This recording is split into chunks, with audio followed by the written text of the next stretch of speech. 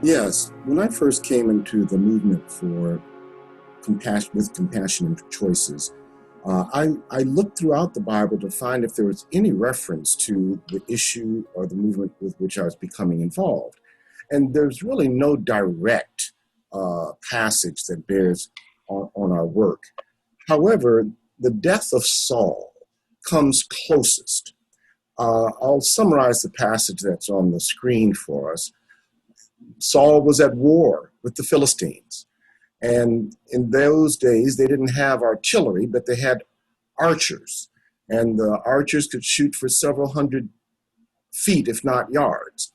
And he had been wounded by the arrows, but the army hadn't gotten close enough to him to finish him off.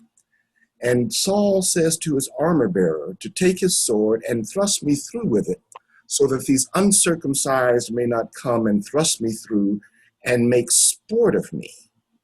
But his armor bearer was unwilling because he was afraid. So Saul took his own sword and fell upon it.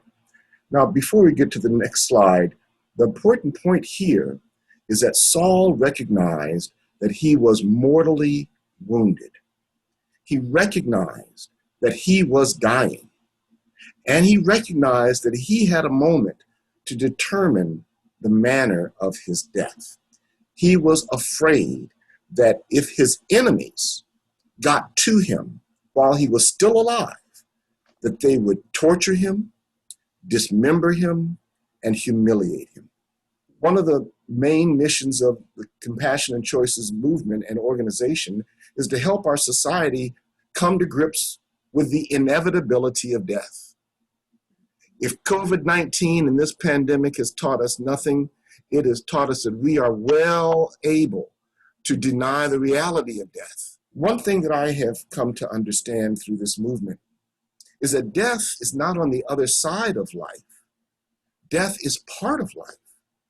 And we ought to live our deaths with the same determination, autonomy, and deliberate, thoughtful action as we've lived our lives.